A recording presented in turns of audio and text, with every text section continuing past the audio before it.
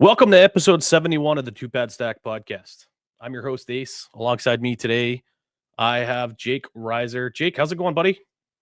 It's good to be back. I feel like I've had a long hiatus on the show. I feel like I haven't missed much that's worth talking about, but you know what? Happy to jump back in the saddle here. How about you, Ace?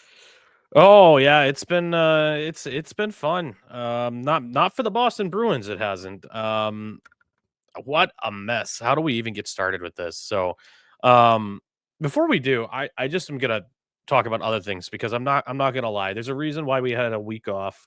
There's some and real life stuff that came up and other priorities and everything like that. So we apologize for the brief hiatus, but it's not like we've had some tremendously thrilling Boston Bruins topics or hockey to talk about. So um it's been kind of fun actually. I've been working at getting more on the ice myself lately, which has been a lot of fun. We're gearing up for a pretty fun season next year. And I mean, with youth hockey right now, everybody's kind of talking about how the season winds down, obviously with the spring and the summer right around the corner, but not for Ace, not for me. So Amelia is actually going to be playing a spring league and a summer league for her team. And if I'm on the ice coaching, apparently the head coach wants me to be a little bit of a better coach and a better skater. Imagine that. So we actually went down and we had skating lessons the other day. So we were on the ice, all three of us coaches for the team were on the ice with a company called Empower Hockey, I believe, and they do like skating clinics, and they're based out of the North Shore area.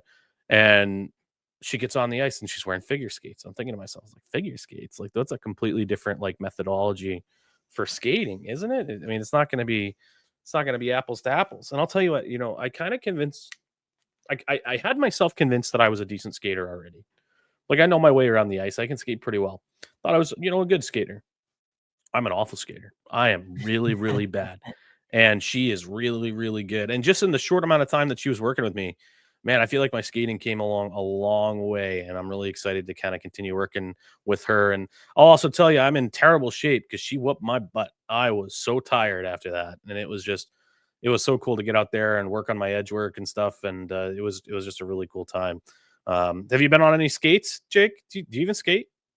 I do have skates. They're sitting in the top of my closet right now. I haven't had the opportunity to pull them out in a damn long time, but I live Hmm. right by one of the public rinks. I live near the North End in Boston, so hopefully can hit. I think it's called Storetti or something like that. It's Hmm. right in the North End, kind of right next to the bridge over to Charlestown. So I definitely got to hop over there. Apparently they're open like all the time, and people go on their lunch breaks and skating. So someday I just got to bring my skates to Hmm. work because it's like maybe a 12-minute walk from my office.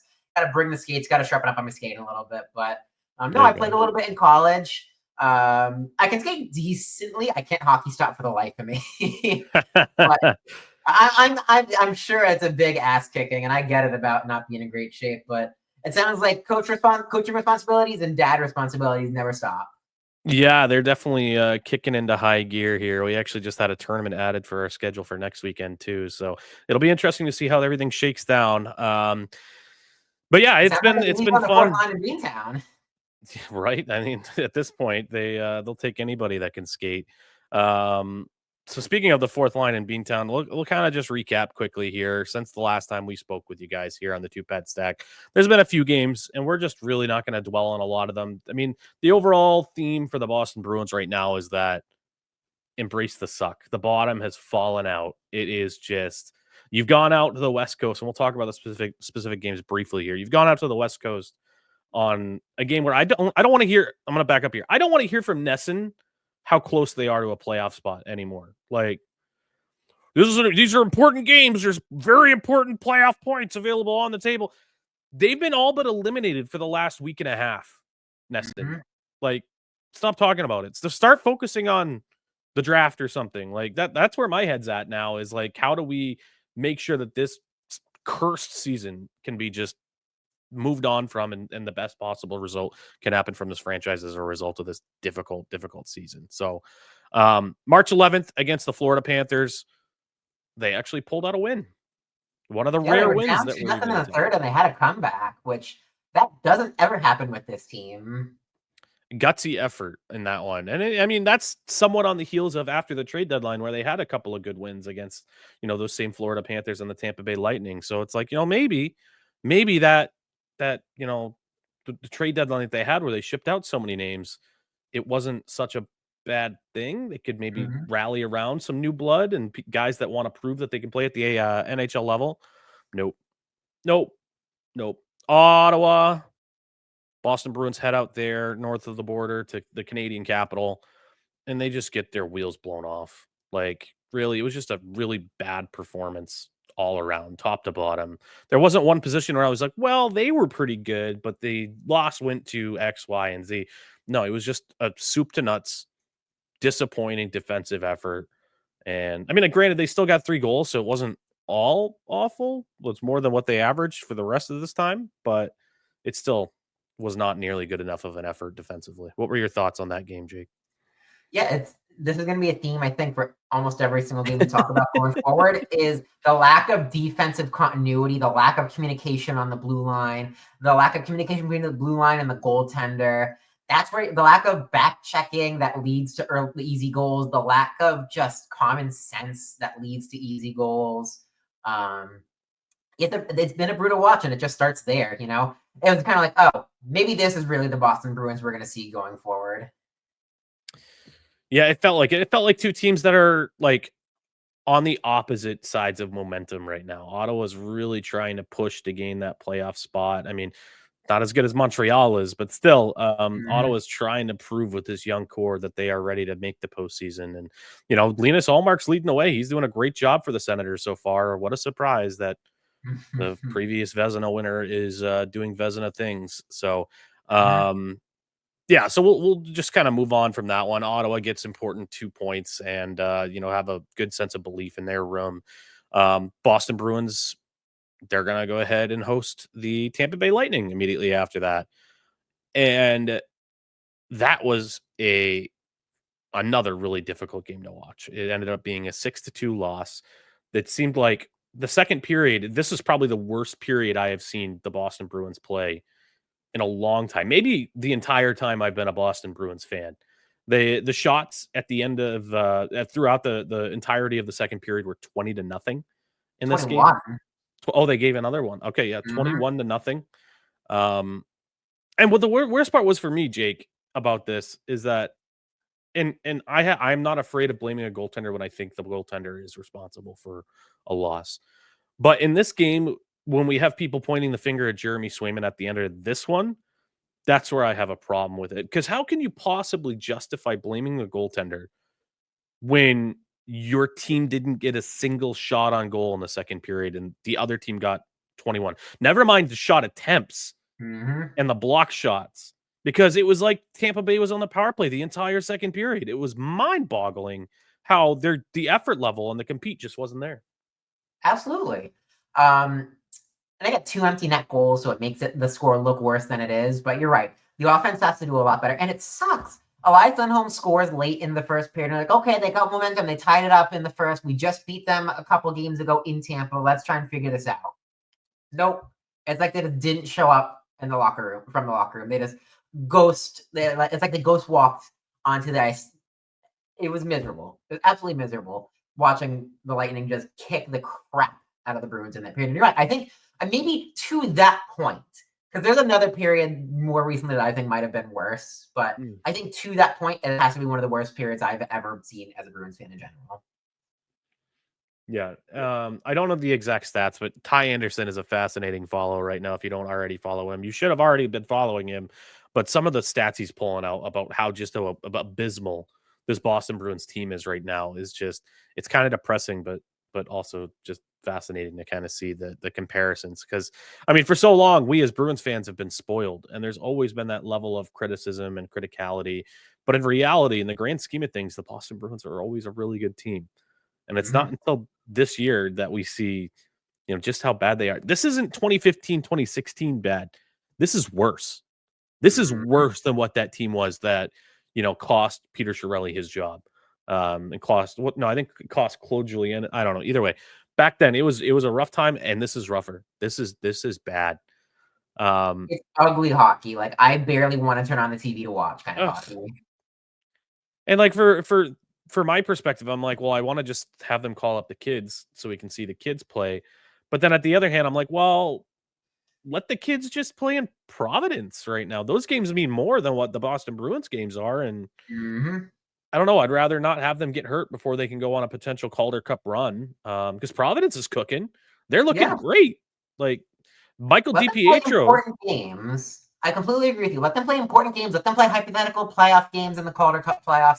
Let them gain that mentality because you're not getting it here. You're getting losing culture Mm-mm, at the big club right now. mm-mm. Yeah. And I mean, it just, and we'll talk about this in a little bit too, but like that post game after that last game was just something else. So now we'll talk about Mhm. that once we get to the Kings game. Next game, March 17th against the Buffalo Sabres. Okay, a couple of good opponents that are playoff teams. What's the best kind of remedy for that? Playing Buffalo, you'd imagine, because everybody beats Buffalo. Buffalo just can't get out of their own way. No, Boston Bruins lose 3-2. Um, on the heels of what I thought was probably one of the best games I've seen Jonas Corposalo play. By the way, he was really, really sharp in this game. He still that stop on Connor Clifton, Mhm. that diving stop. Oh, stellar, beautiful save. So that was amazing, but they just couldn't get the offense going against this Buffalo Sabres team. I did think Ukko-Pekka Luukkonen played a decent game for the Sabres here too, but it's the Sabres, guys. It's the Sabres. Like, what are we doing here? First off, top tier NHL name in Ukko-Pekka Luukkonen. Just It's so good, he so good. even says it like it like bounces off like a rhyme. It's just like it's beautiful. I love it. Um, they got absolutely hosed in overtime. I thought it was an extremely entertaining overtime, back and forth. But then the slop comes in. I think Husnudinov took a rough penalty of tripping against McLeod, but he's already on the ice himself, so it's just like you got to kill it off somehow. That's a hard penalty to control. They come back. We have a shorthanded chance going the other way, and then it's just absolutely like bobbleheads out there, guys flopping back and forth on the ice. Like nobody knows where anybody is. I gotta remember who was on the ice. Even Yoki Haru was on the ice. Lindholm was on the ice. Waters was on the ice. They're all focused completely in one direction. Then you're just kind of like flopping around. And I saw the overtime goal go and I was like, you gotta be kidding me. Like I know Alex Tuck is right there for the doorstep tip, but like you had Yeah, so many chances to clear that puck. You had so many chances to just go the other way. And it's like they stopped. It's like all the hockey sense in the world got sucked out of the garden in those 2 minutes of that power play. It was like watching mites going up against the Sabres, which is scary. yeah. And this is the game that Corpusalo got a little fed up with getting all the sticks too, and he He took the did. puck He and he punted that puck down the he middle of did. the ice. Good for him. Like as a goalie though, that ticks me off too. Like if people keep poking at me, I do. I'll get myself in trouble. I've gotten myself my fair share of penalties myself because I kind of chop back. Like you wanna stick my glove? I'm gonna stick you right in the leg. So But then where's the uh defense standing up in front of Corpusalo and say, great hey, question. don't you do that to my goalie. Don't do that. Like, Yeah. Well, what do you think? Do you think Henry Yoki is gonna go and jump somebody? No. he's not going to jump somebody, No. but like push him out of the crease a little bit. Yeah. I don't know. Like, I mean, like I they come saw a in and little just bit put of their that. arm on their Like, shoulder and be like, no, like push him a little bit, get a little scrappy. yeah, yeah, it would need a little bit more aggression. So, well, hey, after a 3-game losing streak, what's better to bring the team together than a West Coast trip? I don't know. Not this West Coast trip. These are some tough opponents that the Boston Bruins are going on the road to face. And it all starts off on the 20th against the Vegas Golden Knights. And I just felt like the Boston Bruins, whose offense is already really just David Pastrnak. And now I guess I'll say Casey Middlestat's been producing decently well for the Boston And Bruins. Geeky, don't And forget front of the podcast, Morgan. yeah, Geek Squad, yeah. And then even I think Husnudinov has been a pretty nice find so far for Don Sweeney and the Boston Bruins. But they're just not generating enough offense. And that Golden Knights team just smothered them, I felt like in this game. Call it the Pavel Dorofeev show with the hat trick too. Just they've got depth top to bottom. I know people have complained about their salary cap management and their roster management, but you know what? They've got a damn good team. And credit to Bruce Cassidy for taking them to another level. They just whooped our butts, plain and simple. I thought Cassidy didn't like young players. Why is this Russian guy getting all these minutes here? Dorofeev, Brett Howden, Ivan Barbashev, guys who aren't, veterans, guys who are maybe more spring chickens. I know Howden's the younger guy. Barbashev was with the Blues for a little bit, but then it's not like they're in their 30s and grizzled vets. Like, amazing to see what the offense can do when you actually let, younger guys play. Imagine that. All right, And so the I mean, consolation prize of the Morgan Geekie goal that comes so late. It's like, oh, whoop-de-doo, they scored a goal. Yeah. Congratulations.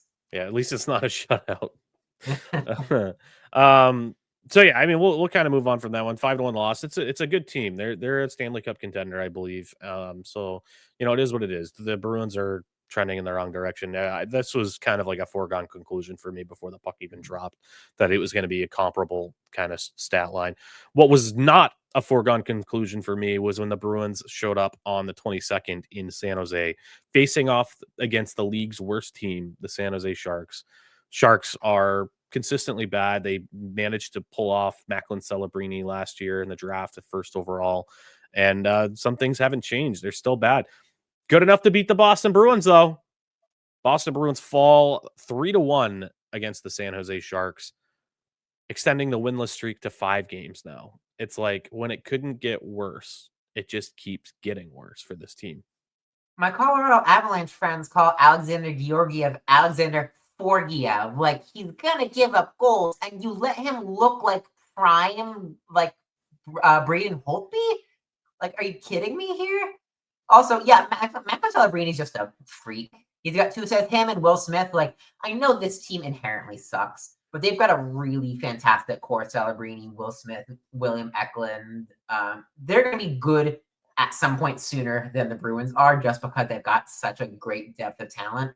Also, for me, I love to say it's between 2 Boston University members for the Calder this year. I think it's between Macklin Celebrini and Lane Hutson. I think both have been absolutely phenomenal for their teams. Maybe the edge goes to Hudson because he's helped them sneak the Canadians sneak into a playoff spot. But man, when you can't even beat the Sharks in any given year, this should be like a default win.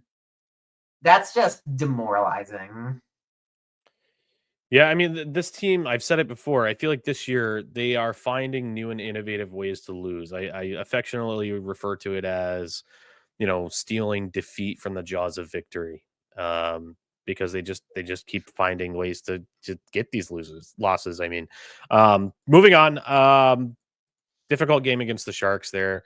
Well, no better to move on to than the Los Angeles Kings, who were just coming off a victory where they put 7 goals up on the board. All right, well, surely they won't put 7 goals up on the board again. They did. Boston Bruins gave up 5 unanswered goals late in this game. Not late, but like the second half of the second period and into the entirety of the third.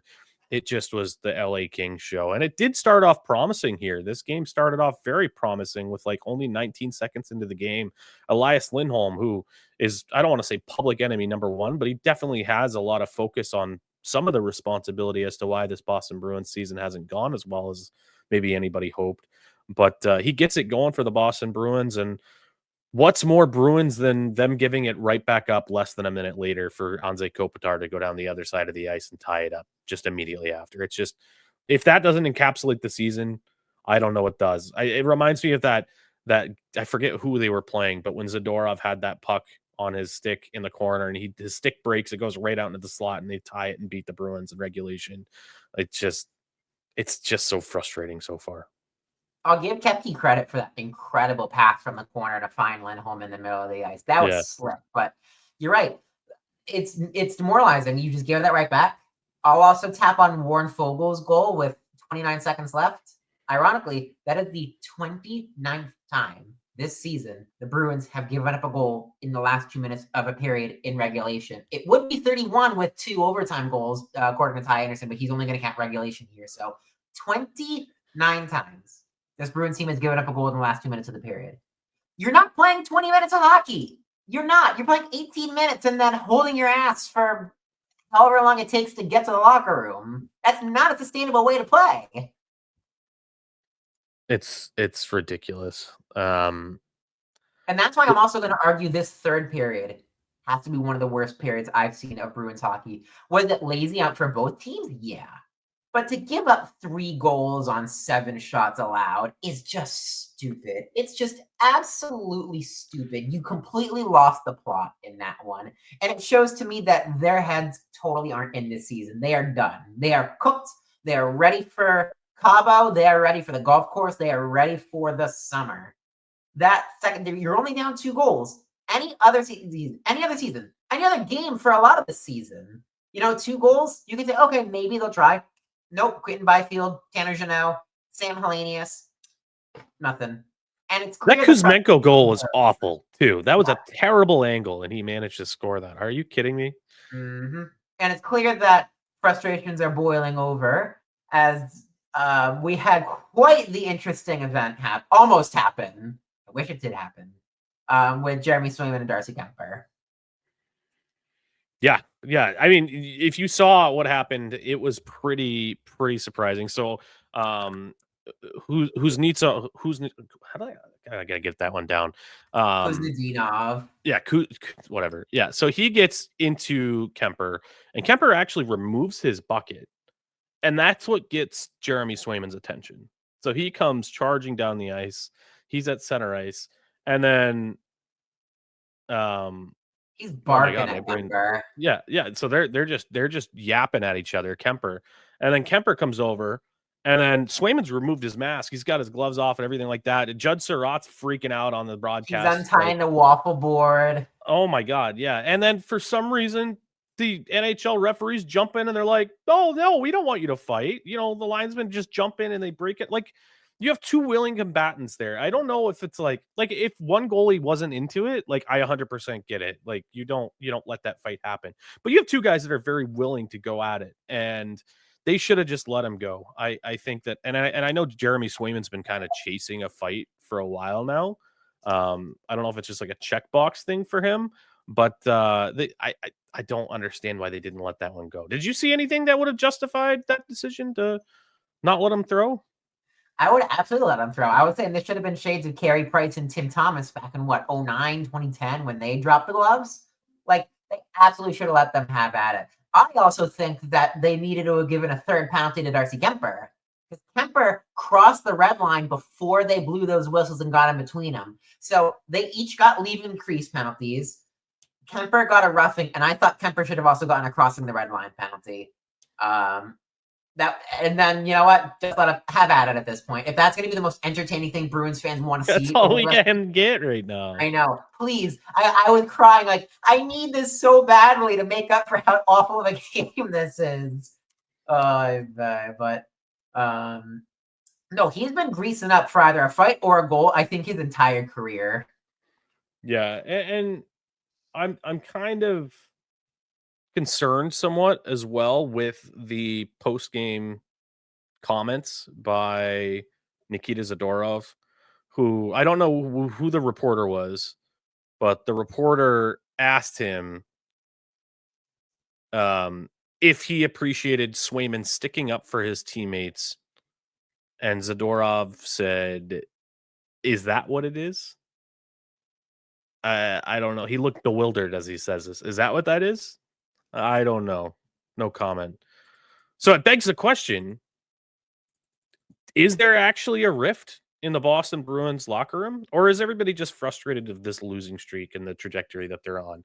Because there has been some speculation from people that are paid to speculate, I'll admit that maybe Jeremy Swayman doesn't have a lot of fans in that locker room. And maybe his shenanigans during the contractual negotiations may have bled into his relationship with his teammates, and that's been kind of like a poison pill since day one for this team. What's your thoughts on that, Jake? Where do you kind of fall on that whole topic? But so here's my thoughts in that individual scenario is who's actually in the wrong there? Like, you should be frustrated you're on a losing streak. I absolutely get that. But also, who gives a shit? Like, how long ago was the offseason that all of this happened? We're, 55, 60 something games into the season now? Like, you are so far beyond that. You got to drop it and move on. And so I'll give Swayman some credit. Where's Zadorov standing up for his teammates? I know he's got a couple fighting majors this season, but where's Zadorov saying, hey, don't you rip that helmet off, Marat? You know what? Credit to Swayman in the middle. What? This was I'm looking at the boxer, it was 14-13. So they were already down, or they were down 3-2. This is a 1-goal game in the middle of the second period. Everybody should be fighting for this game. Everybody should be fighting for this win. And so you know what? Credit to Sway for putting his 2 cents in there. I get, you know what? If there's some rift in that locker room, those comments make a lot of sense. But in the individual scenario, I give props to Sway for standing up for his teammate more than Zadorov being like, "Oh, that's what it was." Like, you at some point, the energy has to change, the mojo has to change, and that a losing mentality like that isn't going to help Zadorov. Yeah, but I do think that Swayman distraction impacted his game immediately after, because like you said, it was a 2-1 game or a 3-2 game or whatever at that point. It was a 1-goal game regardless. And immediately after that, the Kings come down the ice and score basically to extend that lead. And then Swayman goes to the locker room, end of the second period. He's all steamed. And he comes out and he just lays an absolute goose egg. It was awful in that third period for Jeremy Swayman. And how much of that is, Zadorov actually not caring? Like, I don't know, no comment. Or how much of it is him saying, and this is just me being speculative, why don't we stop worrying about trying to punch other people and focus more on stopping the puck? That's true. That's very true. Although, I mean, those comments might have made more sense in if it were 7-2 at that point, rather than it's a 3-2 game and trying to change the energy. Zadorov has more onus to step in there and try and fight, try and get a little chubby, maybe get in Kemper's face and do something about it than Swayman. But maybe Swayman's had enough and said, you know what? I see nobody on the team stepping up for one another. I see that there's discord in this locker room. If I'm going to have to be the one to do it, I'm going to have to be the one to do it. So there is clearly some discord in that locker room, regardless of this incident. It's tough. It's tough to watch.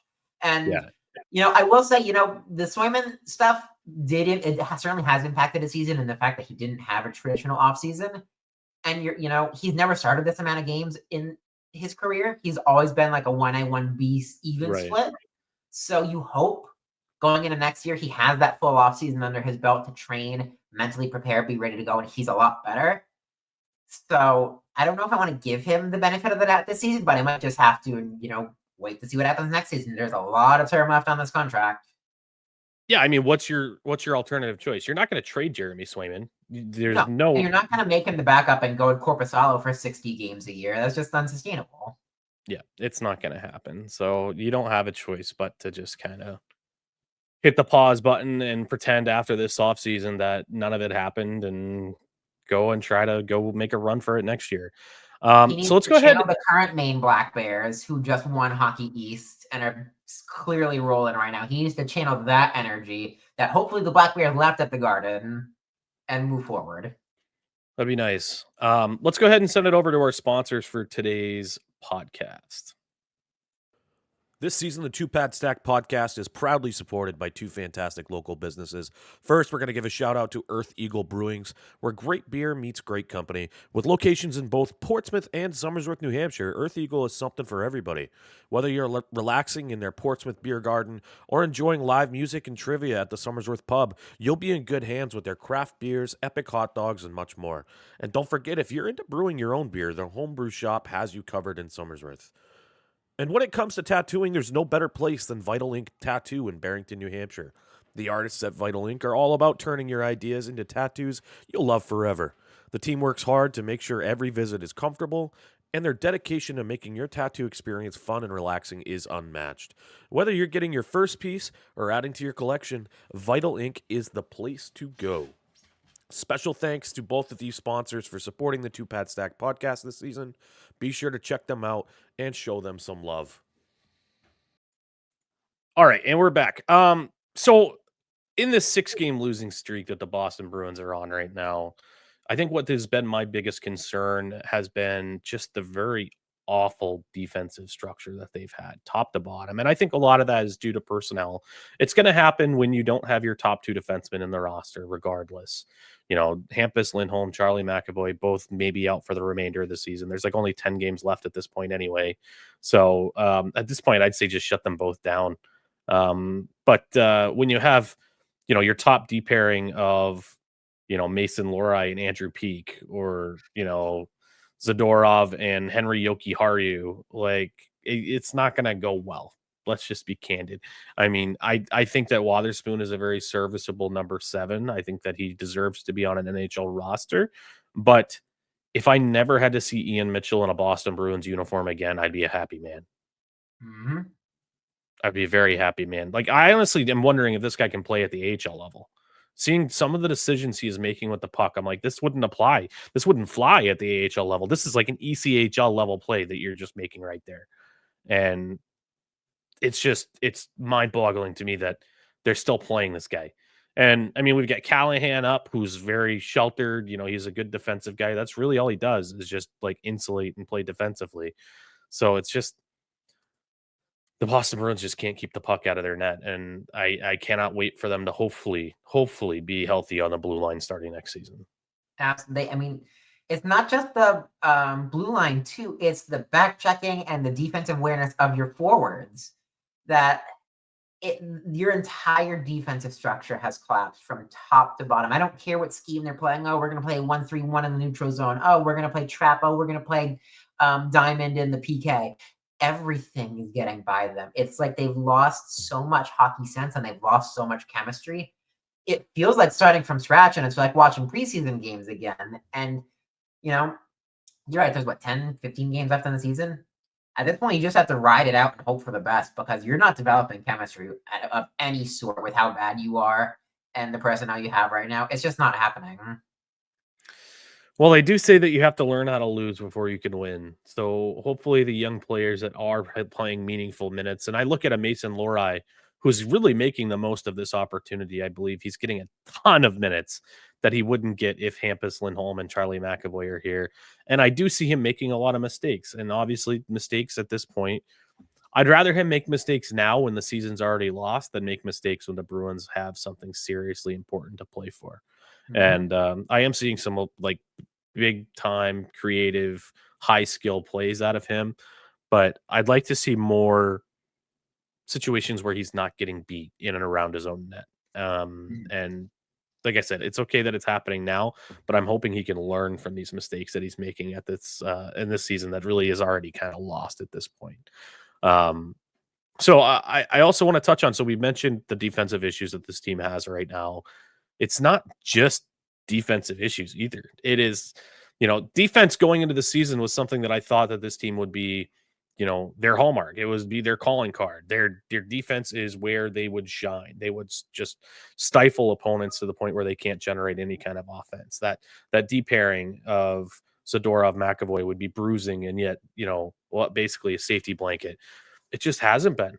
And then on top of that, going into the season, the big question was, where were the Bruins offense going to come from? Is Brad Marchand going to bounce back? Is David Pastrnak going to be able to play at that same level? Outside of David Pastrnak, where is the offense right now? So in these 6 games, the Boston Bruins have only scored 11 goals. So that's less than 2 goals per game. And when your defense is giving up that many opportunities, you got to outscore your problems if you're going to have problems. And they're not even close to doing that right now. This is the cliff that people have been speculating and waiting for the Bruins to fall off of. That Bergeron and Krejci they drove so much of this Boston Bruins offense. Where did you even go from here? They never replaced them. They became too top heavy. They became even top heavier when they both left, when you're relying on just Marchand and Pastrnak. They never figured out how to act, appropriately replace anybody. And it's finally come back to bite them in the ass. They don't have guys like Pavel Zacha playing, above their weight like he did last year. You don't have random fourth-line sports. I know the fourth line was great for the first 2 weeks of the year. Where have they been since? When's the last time John Beecher scored a goal? Tell me that, please. Ugh. Like, they have all finally hit their cliffs at the exact same time. And is it absolutely brutal to watch? Yes. but it's the kick in the ass that this team needs to make the change that they have to for longevity, because they've ignored this problem for way too long. I know our market demands success. We always have and we always will. But you're right. Sometimes you got to learn to lose in order to win for the long term. Look at the Boston Red Sox, who've been losers for the last, 3 years now? And this is the first time I've been excited to be a Red Sox fan because I see the fruits of that labor. The big three prospects for them looking like they're ready to go. They finally put an injection of capital into their starting rotation and into their lineup with Alex Bregman and Garrett Crochet. They have learned to lose, and we have learned to lose along with them. So as it seems like they're going to be sustainable winners now, we can genuinely be excited for it. The Bruins are on the front end of that process now. We are going to suck for a little bit, and we have to eat this and make a lot of change to earn sustainable winning going forward. We can't just retool on the fly like they've been doing the last 2 or 3 years. They can't. You don't think they could pull a Washington Capitals for next season? They don't have Alex Ovechkin. They don't have John Carlson. I mean, granted, they've got Hampus Lindholm and McAvoy. They've got great pieces. David Pastrnak. I know, but it's not the same. It's just not the same. I don't know. They don't have Spencer Carberry. That's the real answer. They don't have Spencer Carberry. They don't have the coaching. Bring in David Carl, baby. Office. That's what they're really missing. Yeah, that'll be fascinating to watch this offseason is what they're going to do with the coaching decision, because you cannot keep Joe Sacco in that position after what we've seen from this team. So currently, the Boston Bruins sit 24th in the NHL standings. If you look at points percentage, they are tied with the Pittsburgh Penguins, who are technically behind them. So there's a potential to drop down to the 8th worst. And then the Anaheim Ducks actually have a better points percentage. So potential to jump down to the 7th worst in the next day or so. And guess who the Boston Bruins play tomorrow night? So the day that you're listening to this, they play the Anaheim Ducks. So Anaheim beats Boston. Boston leapfrogs them in the tank standings. So quickly about to have the 7th best odds in the in the NHL entry draft lottery, which will be really fascinating to kind of see here. And that's what I'm rooting for at this point, is the best draft lottery odds that we can get. It's a really weird thing for me. It's not since I don't remember ever rooting for a lottery team with my own natural selection. Like, I go all the way back to that Toronto pick that they got in the Phil Kessel deal for Tyler Seguin when I wanted us to get Taylor Hall. Like, that's the last time I remember even worrying about the draft lottery. That says something. Miserable for Misa, horrible for Higgins. They need that impact forward that you get at the top of the draft. They haven't drafted this high in quite some time. I think really since Seguin, they haven't drafted this high. So, You know what? They need it. Their prospect pool, granted, did they do a decent job of building up the prospect pool, of getting Kuznetsov, getting Fraser Minton, getting some interesting draft capital in 26, 27? Absolutely. I think that's definitely interesting. I can't remember the outlet. They had the Bruins at the beginning of the season dead last in the prospect pool, moved them up, I think, 3 or 4 slots to 28. So, you know what? Good on them. But there's a lot that they've got to do, and it comes from losing, and it comes from being high up in the draft lottery. Yep. So actually right now it does have Boston as ahead of Anaheim on the Tankathon simulator. So the Boston Bruins have the 8th best chance with a 6% chance at the number 1 draft pick. And just for shits and giggles, let's just go ahead and click this button real quick. Boston moves all the way up to 2nd overall. So that would go ahead and secure most likely Misa for the Boston Bruins at 2, with the Philadelphia Flyers moving all the way up to 1st overall. So that would be a good little one. Yeah, first spin there, and we get that 2nd overall pick. So that would be good. Who would you take if you had 2nd overall, Jake? Would you take Misa? If whoever's available at that point, the 1st overall pick has their pick of Misa and Higgins, and you have to take whoever's left. Yeah, well, I mean, it's not. They're not even. Neither of them are the reported 1st overall pick right now. Really, who's number 1? It's a defenseman. NHL prospect rankings 2025. The number one is. You'd think I'd remember this off the top of my head, but you can tell you that I'm not really paying 100% attention. Matthew Schaefer is his Really? name. Okay. So yes, Matthew Schaefer, OHL defenseman, 17 years old, 6'2", ranked number one by TSN, Bobby Kenzie, TSN, Craig Button, number one by EliteProspects.com. It's pretty consistent one across the board, which is pretty fascinating. But I saw Okay, so first, one. you absolutely take Misa second. You absolutely do. And that's no fault to Higgins.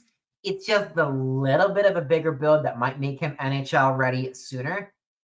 I think he's exactly the type of forward the Bruins would need. He's got 134 points in 65 U18 OHL games. That just, you need someone who unrelentlessly, like without fail, puts the puck in the back of the net, sets up goals, does everything. He's clearly putting on a show this year. So if it's between Misa and Higgins, I'm leaning towards Misa. Yeah, I think I'm going to go the same way. I think the offense has been there more than what it has for Higgins. And I saw somebody saying that like Higgins started off the season at like a generational talent production pace. And then as the season has gone on, his production has really kind of tapered off. And that's not the trajectory you want to see from an elite prospect at this age group, especially in the NCAA. You know, with the lower number of games, the more time to prepare and build up your body off ice. You'd kind of expect a higher ramp up in production. But then again, he also is on a very deep Boston College team that maybe he's not getting as many reps as what he would if he was on maybe a smaller, less known NCAA organization. So, but it'll be interesting. I think I go Misa as well, just because of the scoring prowess. I mean, I think he's leading the OHL in scoring right now, Yeah. which is a lot better than anything else the Boston Bruins have in their system. So, but yeah, you saw that we actually had that live on the podcast. We did do that sim live. So if you're watching on YouTube, you'll be able to see that in our live reaction. So definitely check that out. Any thoughts on these upcoming games that are coming up here for the Boston Bruins? Looks like it's going to be a pretty light schedule for them this week. We have the game on Wednesday. Sorry, not tomorrow, but tomorrow when you're listening. Wednesday up against the Anaheim Ducks at 10 p.m. Like I said, that's a pretty important one for the draft lottery standpoint. And then Saturday at 8 p.m. Eastern time, the Detroit Red Wings are going to be playing against the Boston Bruins as well. So anything in those two that kind of stand out to you? If you want to make yourself miserable, watch them.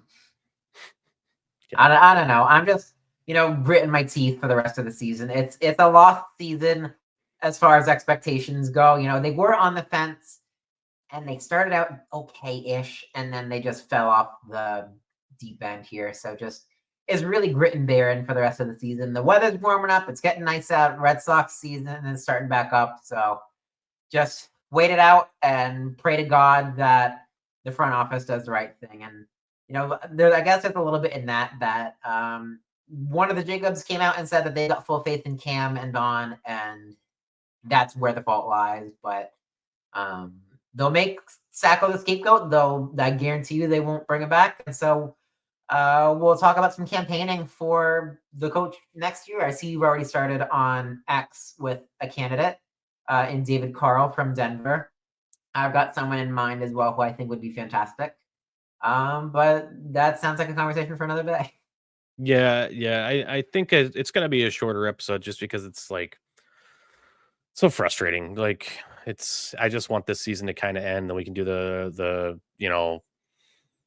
funeral episode where we put this team to bed finally, and then we can turn the page and look at free agency, because the Bruins are going to have a wild offseason here. They've got a ton of cap space. The question mark is, does Brad Marchand end up returning? Which that's a fun narrative, but I want to put everybody's mind at ease. It's 99% sure that's not going to happen. It just doesn't happen. People don't go back to the old team that they left, but it would be fun to talk about, and he certainly left that door open. They have a ton of cap space. How do they address it? Do they go out and sign another Nikita Zadorov or Elias Lindholm who just crap their pants and make us not better? Do they swing a big trade? Are they able to unload Corpusalo and get some assets for him? After, honestly, a pretty respectable campaign and a pretty terrible season for the Boston Bruins. So, do the Boston Bruins move up in the draft lottery? Do they get a number 1 or a number 2, or are they, going to be drafting at that around, 8 overall slot where they can maybe get Jake O'Brien, the center out of Brantford, in the OHL? So there's a bunch of things that'll be kind of fun to keep an eye on, but I think the fun stuff's going to have to just kind of hit a pause button until the Boston Bruins have let this crappy season just kind of come to a whimpering end. And yeah, any closing thoughts from you, Jake? I know we didn't do any studs and duds because I don't have any studs. I have no studs anyway. So I'm happy to retire it for the rest of the season because there's nothing happy worth talking about right now. Yeah, I think if we did a duds segment, it would just be it would take up over the hour. So if I'm the Bruins, I unironically look at Carter Bear as a prospect. I love that. He's a big body guy. I know he just suffered an Achilles tear, but he's a big, strong net front guy, has some serious hands. I feel like he fits the Bruins mold there and would be available around when the Bruins would pick if it stays where they are. I think the Bruins are going to be a little bit lucky in the sense that they benefit from the cap rising so much over the next 3 years. The NHL has finally made up all of its losses from the COVID years. So the cap rises significantly from where it is right now. It goes from like 95 this offseason to 103 in 2 or 3 years or something like that. So I think they get the benefit of the doubt that the cap grows exponentially. And it's really about roster management. And do you trust Don Sweeney to handle this going forward? Yeah. You see we need to. My hands are up. So I don't know. Yeah. You tell me. You guys, you tell us. Send us tweets, send us Instagram DMs. Give us enough to do a mailbag next week. Come on, let's answer some questions about what the Bruins look like next forward. Yeah, DM us on Instagram, please. Give us some hockey things to talk about. I'm tired of all these porn bots that just keep hitting me up. Like, I want to talk to other people. So this will be a fascinating offseason. Like I said, the Bruins have their pick. That'll be top 10, guaranteed basically at this point.